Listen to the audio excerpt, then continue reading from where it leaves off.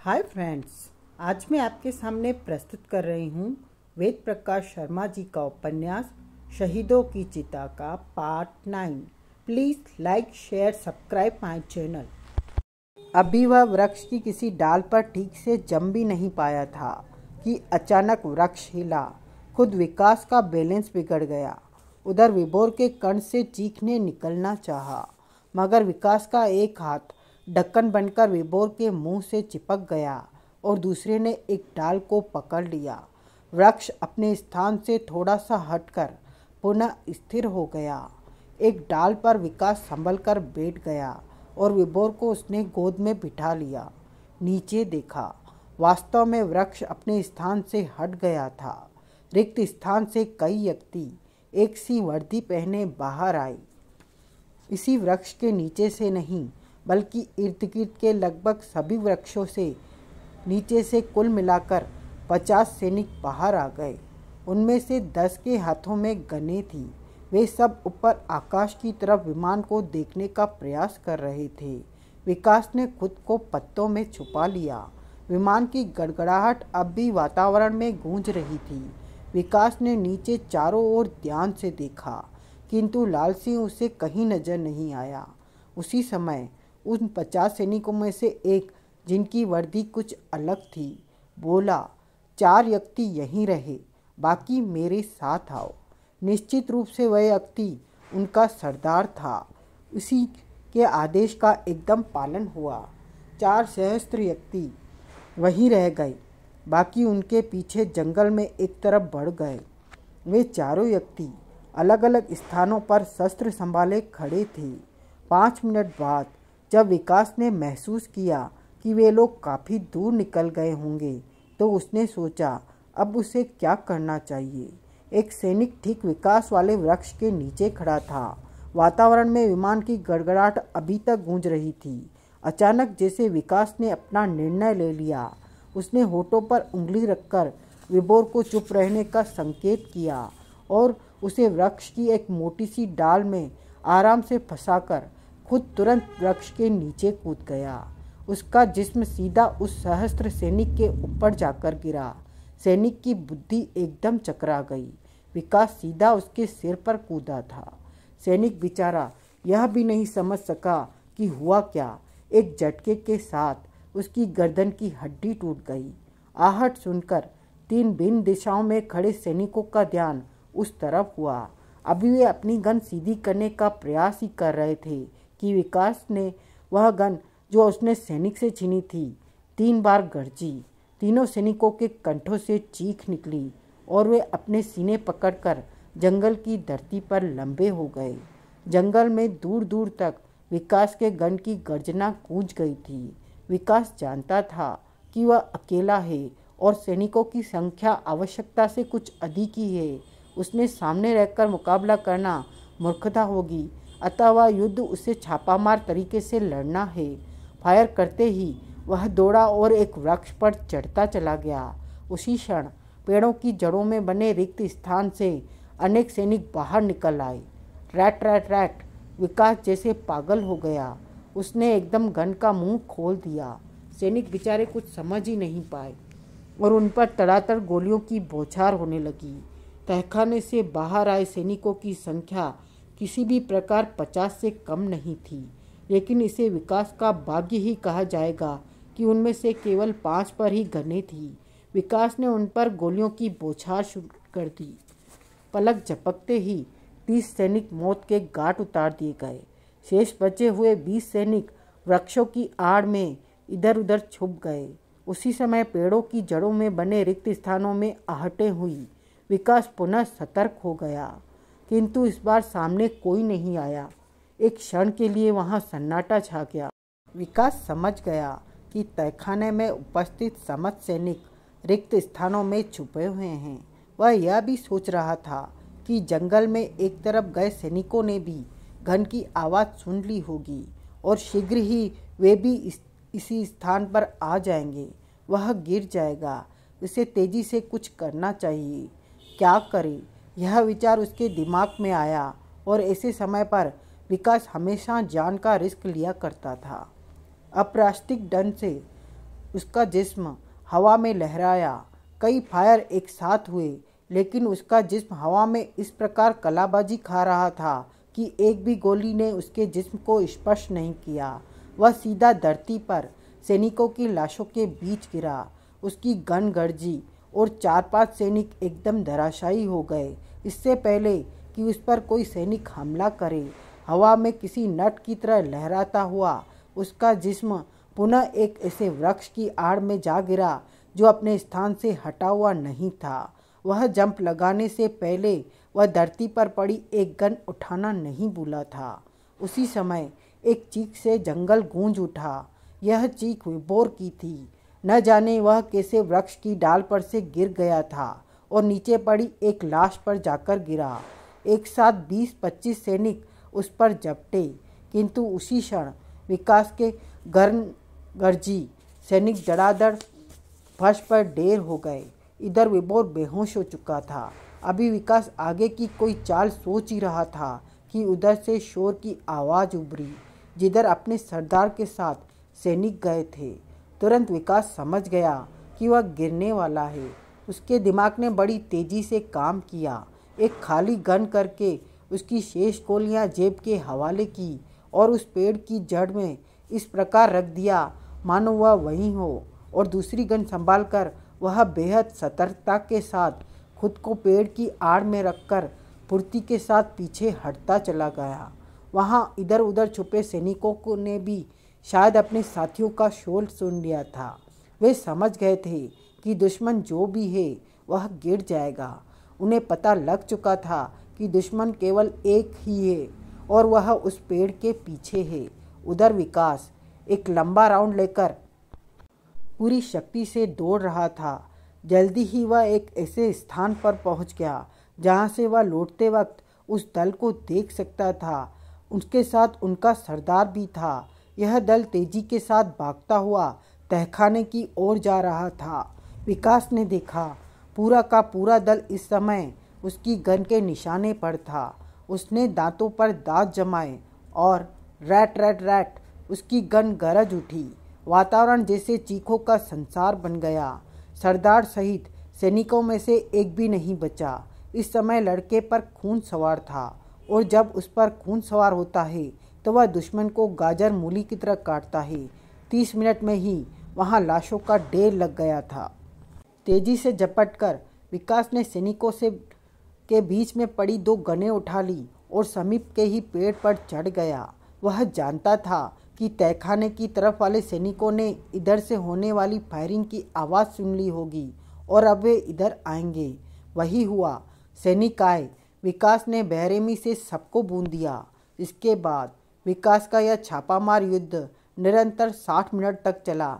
सैनिकों के जत्थे उसने भूनकर रख दिए। सैनिक अपने दुश्मन को देख भी नहीं पाए थे। 60 मिनट बाद विकास ने 200 सैनिक और विमान में आए 4 सैनिकों को लाशों में बदल दिया। विमान लैंड कर चुका था और उस पर अब विकास का ही अधिकार था। विभोर अभी तक बेहोश था। वह क्योंकि बहुत छोटा बच्चा था, इसलिए उसकी तरफ किसी ने ध्यान ही नहीं दिया। यह विमान उन सैनिकों के लिए खाद्य सामग्री लेकर आया था।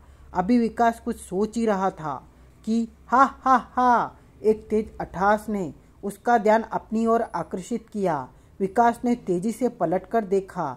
लाल सिंह की आत्मा सैनिकों की लाशों पर खड़ी पागलों के भांति अट्टहास लगा रही थी, मानो वह खुश है, बहुत खुश।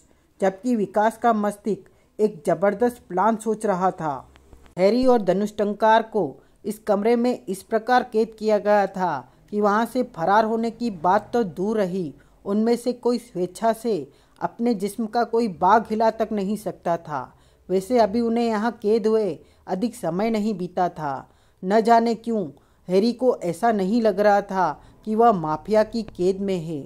उसका अनुमान था कि माफिया की कैद करने का ढंग आधुनिक होगा, यानी उसे किसी इलेक्ट्रिक चेयर इत्यादि पर कैद किया जाएगा, किंतु यहाँ से एकदम इस तरह कैद किया गया था जैसे किसी छोटे मोटे अपराधी ग्रुप की कैद में हो। यह एक छोटी सी कोठरी थी और उसमें उस पर 60 वाट का बल्ब रोशन था। अभी हैरी यहाँ से निकलने के विषय में कुछ सोच ही रहा था कि एकाएक कोठरी का दरवाज़ा खुला और जो व्यक्ति सामने आया उसे देखकर हैरी और धनुष्टंकार दोनों ही बुरी तरह चौंक पड़े। अरे! गहनतम आश्चर्य के साथ एकदम हैरी बोला, क्राइमर अंकल आप? हाँ बेटे, वह व्यक्ति जो वास्तव में अल्फा से था। क्यों, क्या हुआ? तुम्हें यहाँ मेरे मिलने की उम्मीद नहीं थी? आप और माफिया के साथ? हैरी को आश्चर्य कम नहीं हुआ था। यह कैसे हो सकता है? माफिया के साथ नहीं बेटे, बल्कि माफिया को ख़त्म करने की तैयारी में। मैं कुछ समझा नहीं अंकल। समझ जाओगे, कहने के साथ ही मुस्कुराता हुआ अल्फा से उसके नज़दीक आया और बोला, फिलहाल तुम्हें इस स्थिति में काफ़ी कष्ट हो रहा होगा और मैं बच्चों को कष्ट नहीं दिया करता। उसके बाद उसने हैरी के बंधन खोल दिए। बंधन खुलते ही हैरी ने सर्वप्रथम झुककर श्रद्धा के साथ अल्फासे के चरण स्पर्श कर लिए। उसके बाद धनुष्टंकार को खोला गया। उसने अपनी आदत के अनुसार पहले उसके चरण स्पर्श किए और उसके बाद अल्फासे के गले में बाहें डालकर उसके कपोलों में 2-3 चुंबल दे डाले। अल्फासे उसे प्यार करता हुआ बोला, क्या हाल है तुम्हारे? धनुष्टंकार ने जवाब डायरी पर यूं लिखा, हाल तो उस समय तक ठीक नहीं हो सकते डबल गुरु, जब तक गुरु विकास नहीं मिल जाते। रही चाल की बात, तो चाल में अक्सर तभी डिफेक्ट आता है जब टांग में कोई चोट लग जाती है। खैर, यह तो हुआ आपके प्रश्न का माकूल जवाब। अब आप हमारे मार्ग के प्रश्न का माकूल जवाब दीजिए। प्रश्न यह है कि आप किस चक्कर में हैं और यहाँ क्या कर रहे हैं। इस बात से सब कुछ समझ जाओ बेटे कि जो डॉन मस्तोनी तुम्हें यहाँ उठाकर लाया है वह मैं खुद हूँ। क्या मतलब? चौंक कर हैरी ने प्रश्न किया। यानी कि अब मैं अपनी एक अलग माफिया बना रहा हूँ, अल्फासे ने रहस्यमय मुस्कान के साथ कहा। मैं आपका मतलब अब भी नहीं समझा अंकल। मतलब तुम समझ नहीं सकते बेटे, अल्फासे बोला, क्योंकि तुम नई पौध हो ना, दिमाग पर कम और मारामारी पर ज़्यादा विश्वास रखते हो। खैर, खुले शब्दों में बात को यूँ समझो कि माफिया के लड़ने और अड़ने के लिए मैंने खुलेआम माफिया के नाम पर कुछ अपराध किए। मेरा ख्याल है कि मेरी इस हरकत से माफिया में निश्चित रूप से हलचल होगी। वे मुझे तलाश करने का प्रयत्न करेंगे और मैं यही चाहता हूँ। इससे होगा क्या? होगा वही जो मैंने सोचा है। आपने क्या सोचा है? अभी ये पूछकर बेकार बात पर सस्पेंस क्यों खत्म करते हो? अल्फासे ने गहनता मुस्कान के साथ कहा। इस बात को छोड़ो और तुम यह बताओ कि तुम उस होटल में क्या कर रहे थे और तुमने व्यर्थ ही हमसे टकराने की कोशिश क्यों की? हमें क्या मालूम था कि डॉन मस्त्रोनी के मेकअप में आप हैं। हमने तो आपको डॉन समझा और आपके चमचों को माफिया का एजेंट, और हम थे ही माफिया के चक्कर में। लेकिन यहाँ मामला उल्टा ही पड़ा। तुम माफिया से टकराना क्यों चाहते हो? कमाल है अंकल, मुझे उम्मीद नहीं थी कि आप जिंदगी में कभी ऐसी बेवकूफ़ी का भी प्रश्न कर सकते हैं। हैरी बोला, भारत से माफिया ने विकास को गायब कर लिया। जब से वह गायब हुआ है फिर नज़र नहीं आया। पता नहीं इन कुत्तों ने उसके साथ क्या किया। लेकिन एक बात की कसम खा चुका हूँ अंकल, अगर विकास को कुछ हो गया तो धरती से माफिया का नामो निशान मिटा दूंगा। बड़े विचित्र ढंग से मुस्कुराया अल्फासे, फिर जैसे खुद से ही बोला, समझ में नहीं आता कि लड़का है क्या चीज़। जिसे देखो उसी से प्यार करता है, जिसे देखो उसी के पीछे अपना खून बहाने के लिए तैयार है। विजय को पता लगा तो वह अमेरिका में, मैं खुद उसके लिए यहाँ। धनुष्टंकार, हैरी, जैकी सब केवल उसी के लिए माफिया से टकराने के लिए तैयार हैं। किसी को माफिया का भय नहीं, विकास की चिंता है। क्या बुदबुदा रहे हो अंकल? अल्फासे के कुछ अस्पष्ट शब्द सुनकर हैरी बोला। कुछ नहीं, अल्फासे बोला। वैसे तुम वह सब बताओ जो अब तक तुम्हारे साथ गुजरा है। जवाब में संक्षेप में हैरी ने उसे सारी कहानी सुना दी। सुनने के बाद अल्फासे ने एकदम प्रश्न किया, ऐसे हैरी, क्या तुम अपने दिमाग से सोचकर बता सकते हो कि यह माफिया वास्तव में है क्या चीज़? क्या मतलब? हल्के से चौंका हैरी। मेरी कहानी से इस सवाल का क्या मतलब? तुम्हारी कहानी से इसका कोई मतलब नहीं है, अल्फासे बोला। लेकिन इस समय हम सबका उद्देश्य एक है, माफिया का समूल नाश। नहीं अंकल, मेरा पहला उद्देश्य विकास का पता लगाना है। यह तो माफिया के चुंगल में है, अल्फासे ने कहा, और यह मैं दावे के साथ कह सकता हूँ कि अभी तक विकास सुरक्षित है। यह आप कैसे कह सकते हैं? हैरी ने प्रश्न किया। तभी तो कहता हूँ बेटे कि दिमाग की शक्ति मारामारी की शक्ति से ज़्यादा होती है। एक बार पुनः अल्फासे मुस्कुराता हुआ बोला, क्या तो तुम जानते हो कि दुनिया में केवल एक ही हस्ती है जो माफिया को नाको चने चबा चुकी है, और वह है विकास।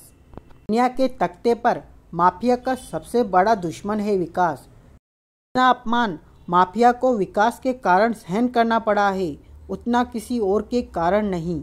वह वक्त ऐसा था जब उस अमेरिका में, जिसमें माफिया के नाम मात्र से वहाँ के बच्चे बच्चे तक का दिल कांप जाता था, वहाँ माफिया के स्थान पर विकास के नाम का डंका बज उठा था। अमेरिका के लोग माफिया के स्थान पर विकास के नाम से कांपने लगे थे। माफिया के एजेंटों की लाशें विकास ने हर होटल में लटका दी थी। वह तो मैं समझ रहा हूँ अंकल, लेकिन यह नहीं समझा कि आप कहना क्या चाहते हैं। कहना केवल यह चाहता हूँ कि जिस दिन माफिया विकास को खत्म करने में सफल हो जाएगी, उस दिन वह चुप नहीं बैठेगी, बल्कि सारे अमेरिका को ही नहीं बल्कि पूरी दुनिया को बताएगी कि उसे टकराने वाले विकास का अंजाम उसने क्या किया है। मनोवैज्ञानिक ढंग से सोचा जाए तो आप बात ठीक ही कर रहे हैं अंकल, और इसका मतलब यह है बेटे कि विकास सुरक्षित है। अल्फासे बोला, हमें माफिया से टकराना होगा, और जब हमें टकराना है ही तो उसकी स्थिति के बारे में थोड़ा सा विचार कर लेने में क्या बुराई है? कोई बुराई नहीं है। तो फिर बताओ बेटे कि माफिया है क्या चीज़? यह प्रश्न करके समय अल्फासे के होठों पर बहुत गहरी मुस्कान थी। मतलब यह कि घुमा फिराकर आप फिर अपने प्रश्न पर ले आए। हैरी भी मुस्कुराता हुआ बोला, लेकिन इस बार मुझे आपका प्रश्न उपयुक्त लग रहा है। सोच रहा हूँ कि इसका जवाब क्या है। वैसे जवाब तो यही है कि माफिया एक ऊंचे पैमाने का अपराधी दल है। क्या तुम बता सकते हो इस दल की स्थापना किसने की? अल्फासे ने अगला प्रश्न किया। मैं तो क्या, शायद इस बारे में किसी को भी कोई जानकारी नहीं है, हैरी बोला। सोचने की बात यह है कि यह दल एकदम इतना विस्तृत कैसे हो गया? अल्फासे बोला, ऐसा वह कौन सा आदमी है जो इस दल का संचालन कर रहा है? दल के सदस्य हर देश में किस तरह फैल गए हैं।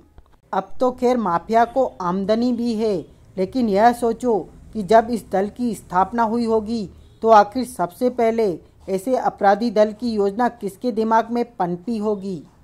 इस दल की स्थापना में काफ़ी रुपया भी खर्च हुआ होगा।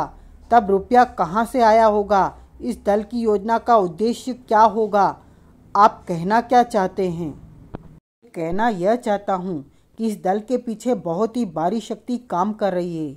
यह तो वैसे भी स्पष्ट है अंकल, हैरी बोला। इतना बड़ा दल कोई छोटी मोटी ताकत का व्यक्ति तो तैयार नहीं कर सकता। तुम तो अब भी मेरी बात को नहीं समझे हो हैरी प्यारे।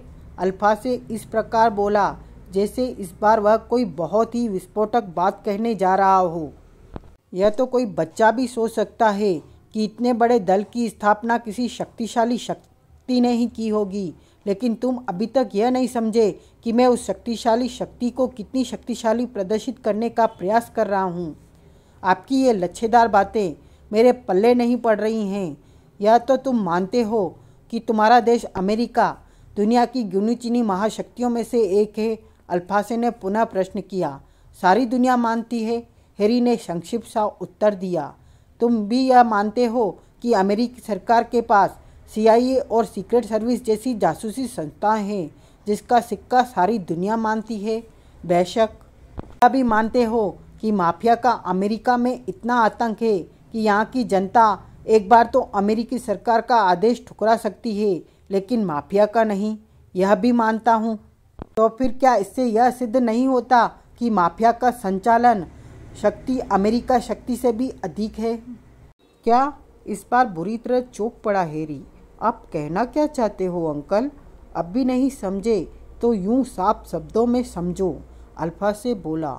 अमेरिका जैसे महाशक्ति राष्ट्र में, जिस अमेरिका के पास CIA है, जिसके पास विश्व की सबसे बड़ी सीक्रेट सर्विस है, जिसे लोग दुनिया की सबसे बड़ी शक्ति मानते हैं, वही अमेरिका, वही CIA जो अपनी शक्ति से कितने ही राष्ट्रों के तख्ते पलट चुकी है, वह माफिया से टकराने में क्यों घबराता है?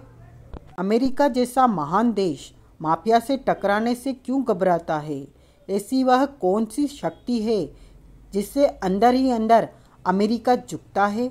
माफिया अमेरिका में बड़े से बड़ा अपराध खुलेआम करती है। अमेरिका की भरी हुई सड़कों पर माफिया घूमा करती है। माफिया के आदेश के सामने अमेरिका में अमेरिकी सरकार के आदेश भी कमज़ोर पड़ जाते हैं। क्या अमेरिकी सरकार माफिया से परेशान नहीं है? क्या दुनिया की इस महाशक्ति के माथे पर माफिया एक कलंक नहीं है? क्या अमेरिकी सरकार अपने माथे से इस कलंक को धोना नहीं चाहती होगी? जरूर चाहती होगी। और अगर चाहती है तो आखिर माफिया के पीछे ऐसी कौन सी शक्ति है जिसके भय से अमेरिकी सरकार माफिया के विरुद्ध आवाज़ नहीं उठाती? विश्व की सबसे बड़ी संस्था CIA आखिर माफिया की कौन सी शक्ति से प्रभावित है जो उसकी तरफ कदम नहीं उठाती? निश्चित ही माफिया के पीछे कोई महानतम शक्ति है, ऐसी शक्ति जो अमेरिका जैसी महाशक्ति से भी बढ़कर है। बात तो आपकी ठीक है अंकल, हैरी बोला, लेकिन ऐसी शक्ति हो कौन सकती है, यही तो पता लगाना है। कहीं ऐसा तो नहीं है कि माफिया के पीछे रूस की शक्ति काम कर रही हो? हैरी ने कहा। तुम्हारा ध्यान रूस की तरफ क्यों गया? अल्फासे ने प्रश्न किया। क्योंकि हमारे बराबर का शक्तिशाली राष्ट्र रूस है और हमारा विरोधी भी है।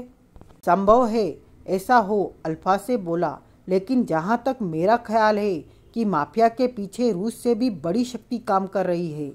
यह तो ठीक है कि विश्व में अमेरिका की टक्कर को रूस ही एक शक्ति है और वह अमेरिका का विरोधी भी है, किंतु अंतर्राष्ट्रीय राजनीति यह बताती है कि अमेरिका रूस से डरता नहीं है, जबकि माफिया के विरुद्ध अमेरिका का कोई कदम न उठाना माफिया से अमेरिका के डरना सिद्ध करता है। इससे साफ जाहिर है कि माफिया के पीछे अमेरिका और रूस से भी बढ़कर कोई महाशक्ति काम कर रही है। लेकिन ऐसी तीसरी महाशक्ति कौन हो सकती है?